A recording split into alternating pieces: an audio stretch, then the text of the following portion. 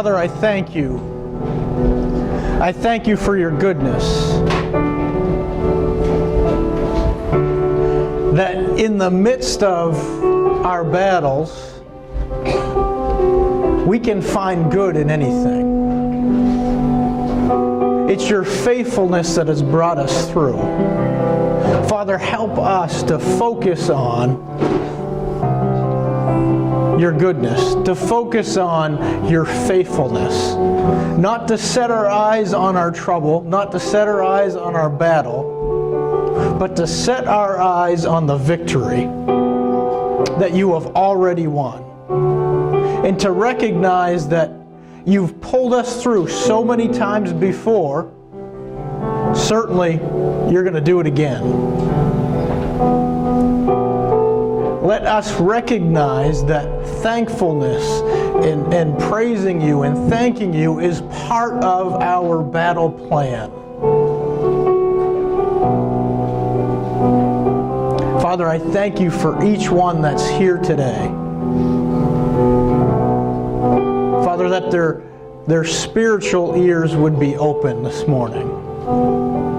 That they would walk out of here with a revelation that they didn't come in here with. A revelation that will change their life. Father, have your way here today. In your name I pray. Amen. Amen. Thank you, Kim. Amen. Good morning. Good morning. Kim and Lois both touched on a fact that thankfulness, these songs completely line up with talking about battle plans. Because thanking God, being thankful for what He's done is part of that plan. Because part of what the enemy wants to do is to remove your thankfulness. He wants to get you in that place where you're not thankful. You're so focused on the battle that you can't remember what He's done for you already. So part of your battle plan is being thankful for what He's done. Being thankful for who He is. Being thankful, as I prayed, that He's got you this far. He's not going to drop you now. He's going to carry you along the rest of the way. And sometimes we just need to position ourselves in that thankfulness that, Lord, I'm in a battle. I'm not taking that away from where you may be today. But begin to thank Him for the victory. Even though you can't see it in your natural eyes, you've got the victory. He already sees you winning. Amen? Amen. All right, so the series, again, the name of the series is Battle Plans, and then each week I have a different title. Last week, I just kind of set a foundation because that was week one. I kind of set a broad foundation of an overall of what we were going to talk about. And last week I talked about the fact that the battle isn't mine. The battle's not yours, it belongs to the Lord. So if you weren't here, just a quick recap of last week is we have to recognize that doesn't mean that I don't do anything. That doesn't mean that I just sit still. But that means that the battle belongs to the Lord. I only do what He directs me to do.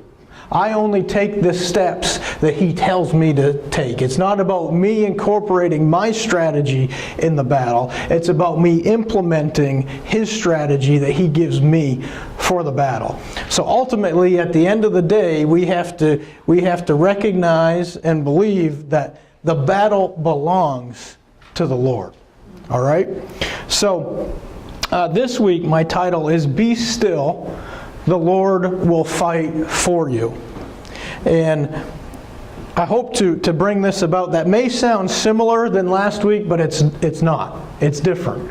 And I'm going to hopefully bring that out today. But it's important that we all have a plan. I talked about that in the Detour series, that you have to have a plan. Same with a battle. You have to have a plan, or you have to know the plans that the Lord puts in place to fight your battle. It'll vary from person to person, from situation to situation.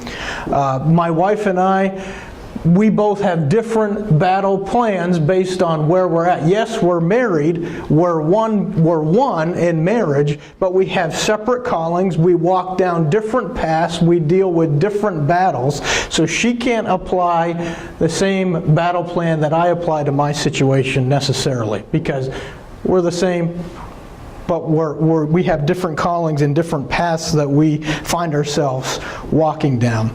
Sometimes you'll fight. Sometimes God will direct you to sit still. Sometimes you'll just stand and you won't do anything. But throughout your life, as you face different battles, He will direct you. He will guide you. If you're listening, He will give you strategy to make it through. So what I hope to accomplish throughout this entire series and encourage you with is the fact that God has your back. You're not in this alone. He has your back. You're not fighting this battle alone. And I want to show you some of the tactics He uses, some of the things He does to help you fight your battle. You'll see, I mentioned last week that many of the passages I'm using as an example are from the Old Testament.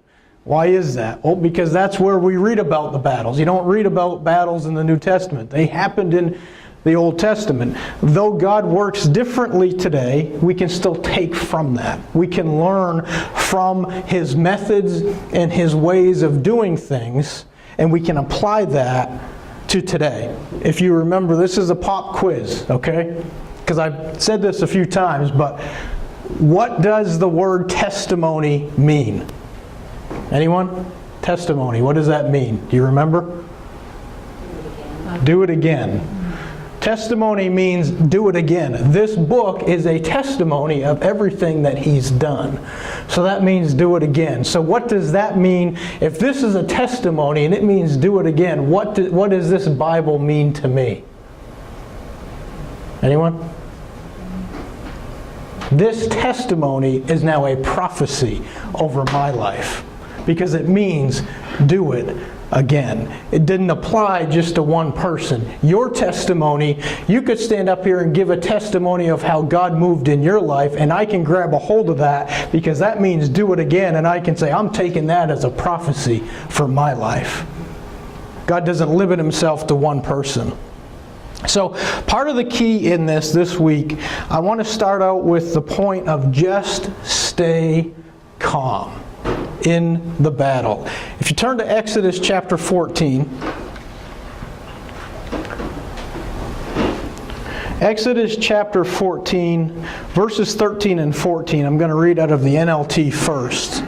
Exodus 14, 13 and 14 says, But Moses told the people, Don't be afraid, just stand still and watch the Lord rescue you today. The Egyptians you see today will never be seen again. The Lord Himself will fight for you. Just stay calm. I'm going to read this out of the Message version because I like the Message version. This is one of my favorite scriptures in the Message version. It says this, Moses spoke to the people, Don't be afraid, stand firm and watch God do His work of salvation for you today. Take a good look at the Egyptians today, for you're never going to see them again. God will fight the battle for you. This is my favorite part because it applies to me. It says this, and you keep your mouth shut. That's the key to the battle right there. Just stay calm. Just be quiet in the midst of that battle.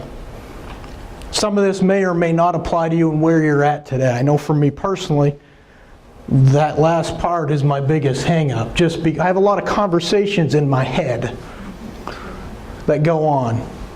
And sometimes I think God's saying, will you just shut up? Will you just be quiet and let me do something? So I want to look for a minute at what that means. The NLT version says, don't be afraid, just stand still. I want to look at what that means to stand still.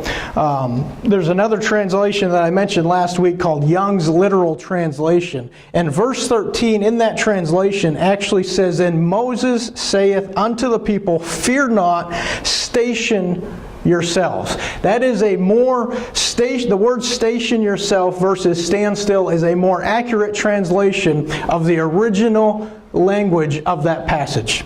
And it's going to mean something different than stand still. So the word station, it has you look at that differently. If I station myself to do something, I do more than just stand still. I position myself where I belong. I station myself. A station is a stopping place. It's a resting place. So when you understand that this passage really means to station yourself, to position yourself, it makes more sense to the remainder of what you read in Exodus. Because if you were to read the rest of the story, it would almost sound like it contradicts itself, because Moses told them to stand still, and then a few verses down later he told them to get moving. So they're a little bit confused if you don't understand the passage, and if you read that you would get confused. Well, he just told them to stand still, now he's telling them to get moving. Okay, Moses, what do you want us to do here? But really, the original translation he said, station yourselves. In other words, position yourself for what is about to come. It means differently than just standing still. When I say stand still, I picture myself, I'm just standing here, I'm not doing anything. I'm just standing here. Okay. All right. I'm not but when someone said, no, Steve, you need to station, you need to position yourself for what is coming. So he wasn't really just telling them to just stand still, not aware of what was around them. He was telling them, get ready, your deliverance is on its way. This is why, as I say almost every week, we've got to not just read, let's study what the Bible really means and what it's really saying. Direction was coming. Instruction was on its way. So position yourself. Station yourself. In other words, get ready. Get ready because your victory is at hand. The Lord will fight for you. Part of that is Him giving you direction on how to move and how to position and how to station yourself right now, today, where you're at. Breakthrough is coming. Deliverance is coming. Relief is coming. Get ready. Station yourself. Position yourself so that when that breakthrough comes, you're ready to run. You're ready to go. How do you do that? It all goes back to a few weeks ago, our minds. You've got to position yourself up here. Sometimes that doesn't necessarily mean physically stationing or positioning myself. It may, depending on what your situation is. You know, if God's directing you to move somewhere or to take a different job or whatever, it may mean something physically stationing yourself. But ultimately, most of the time it means mentally prepare yourself. Station yourself, position yourself for the breakthrough. Now, some of you may say, I don't know if I have enough faith for that. I don't know that I have enough faith to believe what I think He wants to do in my life. I've stood and I've stood and I've stood and I don't see anything changing. Nothing's moving. These people, if you read Exodus, if you're familiar with this story, this is right before they crossed the sea on dry ground. These people were not in faith, yet the Lord was still fighting for them. If you understand this journey that they went on, they whined and they complained and it wasn't good enough. And when God did bring them deliverance, that wasn't good enough. Yet He still was fighting for them. None of us have ever done it 100% right. And it's incorrect to think that the Lord only fights for us when we are cooperating with Him. If that's the case, then probably most of the time He's not working for us, because it's possible that we don't cooperate more than we do cooperate, not out of rebellion, but out of not seeing the whole picture. We don't see the whole picture as He sees the whole picture in our life. The Lord has never had anyone working for Him yet that's fully qualified. He was the only one that was fully qualified to do what He did. He's not had anyone working for him yet that's fully qualified to do what he's called them to do. If you're waiting to become fully qualified, you're not going to get anywhere. You'll never step out in faith. You'll never take that next step and do something. And then at the end of your life, you're going to find yourself regretting not taking some chances. This walk, this Christian walk, requires taking chances, stepping out in faith, and let's just see what happens. Let's see where it goes. I've said this probably at least a dozen times, but the Lord is more gracious and has more mercy for us than we do for ourselves. We're harder on ourselves than He is. He's a merciful God. We've got to understand that as we go through this life and as we face battles. So part of your battle plan is just stay calm and station yourself. Position yourself and just be quiet. Or as the Message version says, just keep your mouth shut. Let Him do some work. So the next thing is, as we get to this point, as we position ourselves, as we say, I'm going to stay calm, I'm going to position myself, the result of that are peace and rest. 2 Chronicles chapter 20. 2 Chronicles 20, verses 29 and 30. It says, when all the surrounding kingdoms heard that the Lord Himself had fought against the enemies of Israel, the fear of God came over them. So Jehoshaphat's kingdom was at peace, for his God had given him rest on every side. Now, the context of this passage is that in that day, they had lost the fear of the Lord. So the battle came for the purpose of reinstilling that fear. And that would happen a lot in the Old Testament.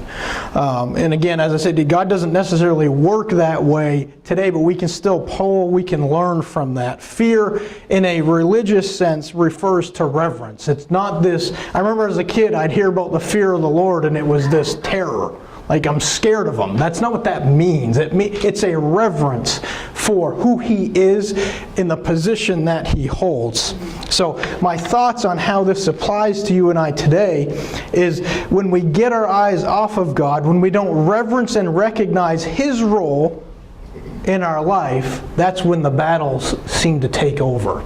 That's when they seem to take control of our lives. When we don't recognize that ultimately this is His battle, He's in control, He's got this. If we would just allow Him to take care of our situations, if we would allow the battle to belong to Him, it could help to relieve some of that restlessness that we experience in life as we go through battles. When we station ourselves, when we stay calm, when the enemy sees that he can't shake us up because we know who the battle belongs to, peace and rest are the result of that. That's how we walk in that. I was watching a training video for my work, and the owner of the company was doing the training. He's a Christian man, and he doesn't hide that at all. And it's a very large company, close to 400 employees, but it's privately owned. He owns the company, so he doesn't have any board telling him what he can say or what he can't say, and he doesn't hide anything. He doesn't hide his faith. And at the end of the training, he was training salespeople who sell the homes that we build. And at the end of the training, he said a few things that it really stuck with me, and I wrote them down. And he said, the best kept secret to peace is faith. And he said, remove religion right out of that. He said, I'm not even talking religiously. We all operate in faith, whether you're a religious person or not. You could be an atheist and you operate in faith without even realizing it. It has nothing to do with religion, because anything in life that we have imagined happening before it happens is faith. So So he went on to say, he said, instead of going to bed at night worrying about our problems, go to bed thinking about experiencing the solution as though it already existed, without limitations and without analyzing it. And he was relating this to the workplace. You know, you struggle in the work, well, how am I going to make that sale? How is this going to work out? He said, go to bed in faith, imagining the solution to the problem as if it already exists. The key in that, without limitation and without analyzing it. This whole Christian walk is built on faith. Hebrews 11:1 says, faith is the confidence that what we hope for will actually happen. It gives us assurance about the things we cannot see. When we go to bed with that fear, that reverence that this is God's battle, and go to bed imagining the solution already exists without limitation and without analyzing it, peace and rest are a result. Because what I've learned is that's when the enemy attacks the most, is at night. Because he knows that you need rest to go through the next day. Rest brings strength for the following day. So if he can rob your sleep and your rest, he can get you to that weak point where you no longer focus on, this is God's battle. He's got this under control. And again, the key in this is don't limit. Don't analyze it. So I challenge you. I've been trying this myself. I'm not going to lie to you. This is where I struggle because I'm an analyzer. I analyze everything. Go to bed imagining whatever you are believing for. Imagine that thing already exists. And don't put any limits on how it's going to happen. Don't analyze it. Well, that wouldn't make sense because how would that work? And this would have to happen for that to happen. And this person would have to say this for that. No. Don't limit what God will do. Don't analyze it. Begin to go to bed with that mind of faith. Start imagining this thing that you're dealing with, this battle you're going through, already winning. The key in this is we're putting the battle back in the Lord's hands. It's kind of what I mentioned last week. For those of you that came up front last week, I said, you're taking a step. You're putting the battle back in His hands. I'm done controlling this. This is yours. This is your battle to take care of. And it's not easy. It's not difficult. We want to control the situations of life, but you can't. Because some situations are out of your control. You've got to put it back in His hands. 2 Chronicles 32, verses 5 through 8. Says, then Hezekiah worked hard at repairing all the broken sections of the wall, erecting towers and constructing a second wall outside the first. He also reinforced the supporting terraces in the city of David and manufactured large numbers of weapons and shields. He appointed military officers over the people and assembled them before him in the square at the city gate. Then Hezekiah encouraged them by saying, be strong and courageous. Don't be afraid or discouraged because of the king of Assyria or his mighty army, for there is a power far greater on our side. This is what I want you to remember. Verse 8, he may have a great army, but they are merely men. We have the Lord our God to help us and to fight our battles for us. Hezekiah's words greatly encouraged the people. So I'm just going to highlight a few quick things here. Hezekiah's faith was in the Lord, and at the same time, he took practical steps to protect himself from the enemy. Verse 5 says he worked hard at repairing the wall. He was erecting tower. He was still doing his part. Giving the battle to the Lord, again, doesn't mean I don't do anything. It means I do what He tells me to do. Again, standing still doesn't mean I don't. It means I'm stationing, I'm positioning myself. I took this next statement from a commentary from Andrew Womack, and it says this. This is a commentary on verse 8. True faith inspires people. Remember that all of this came on the heels of true revival. If they hadn't experienced God during the feast of the Passover, they probably wouldn't have been able to react this way. We need to have relationship with the Lord the way Hezekiah and these Jews had experienced Him prior to entering the crisis. We need to build our houses on the rock before the storm comes. Have you worked hard at building something in your life?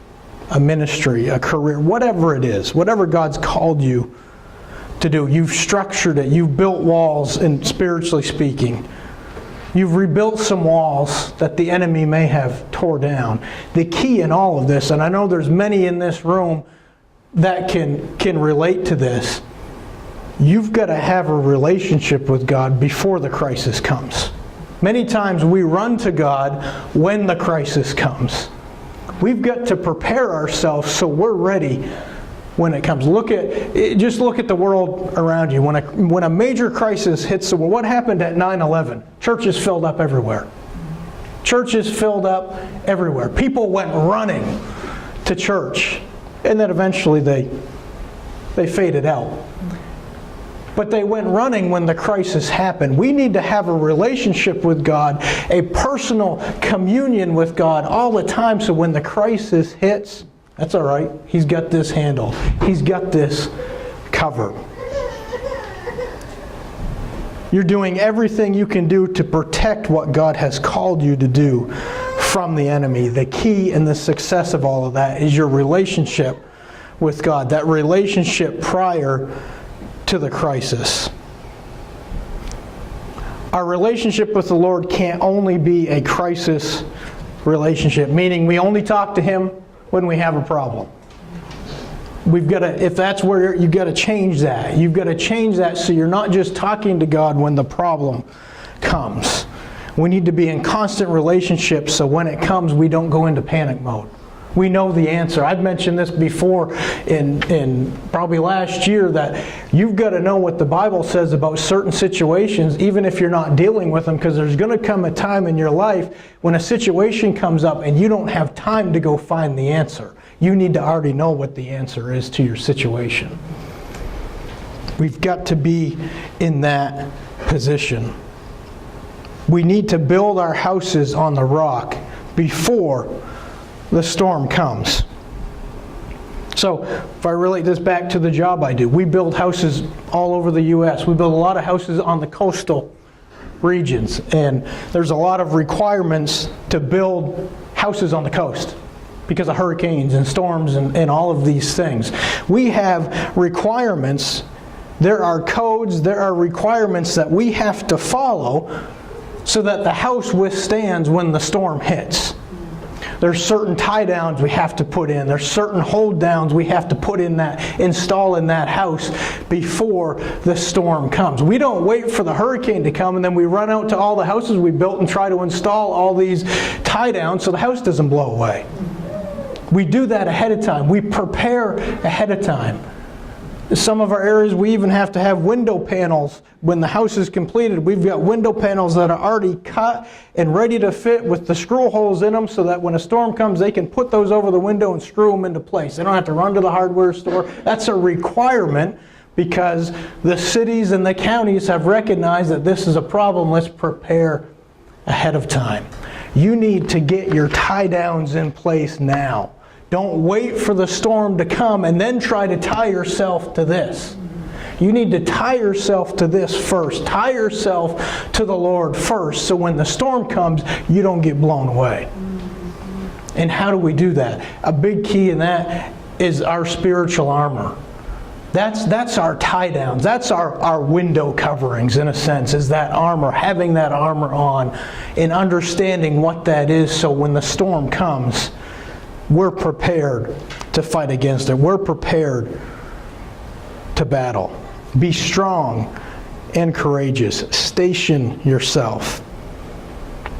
The word courageous in the original text actually means to be alert. So be strong and be alert. Be aware of what's going on around you. Exodus 14 again. But Moses told the people. Don't be afraid. Just stand still. Station yourself and watch the Lord rescue you today.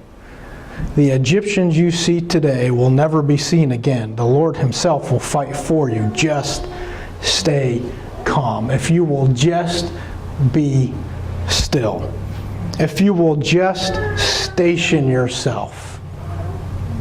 If you will build that relationship with the Lord and begin to see your situation through faith, without limitation and without analyzing it, this year has the potential to be the best year you've seen yet. Peace and rest can be your friend this year. Not because you do nothing, but because you know the battle is His and I'm only going to do what He tells me to do. Any of you feeling like the Egyptians are after you today? Like they're on your heels? Do you feel like you're surrounded? You were looking forward to a new year, but the only thing that changed in this year is the date on the calendar. Nothing else has changed. I've said all of this over the past few minutes to really get to this final point. If you will apply these principles I've talked about last week and I've talked about especially today, this is your prophetic word today.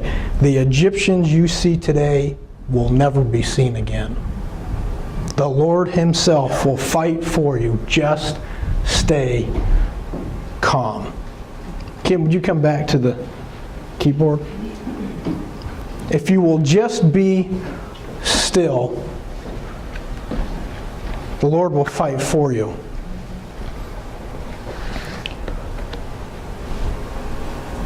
I'd mentioned, and if we could do that last song, because this is part of your battle plan. This is part of bringing that peace and rest into your mind, is when you begin to thank Him for what He's done and who He is. What I want to invite you to today. Last week I'd mentioned, if you're in a battle, just lay that battle at His feet again. Let go of it. Today is taking the next step. Today is, it's time to station yourself. It's time to position yourself where you belong. It's time to set your feet and say, I won't be moved. I don't care what the enemy throws at me. In the midst of this battle I'm stationing myself. I'm positioning myself so when God says go, I'm going. You're putting yourself in that position of getting ready. You're getting ready for what's to come. You're not just standing still, just aimlessly floating around, not knowing what you're supposed to do. You're going to station yourself so when that battle's won, you're moving quickly to that next thing God has for you. You're getting ready to cross that sea. So as we sing this morning, I want to give you the opportunity again, if you want prayer, if you feel like that's you, if you feel like, I'm in a position, it's time for me to station myself, I invite you to come up. I'd love to pray with you. I know there's a team of people here that are set up to pray with you as well.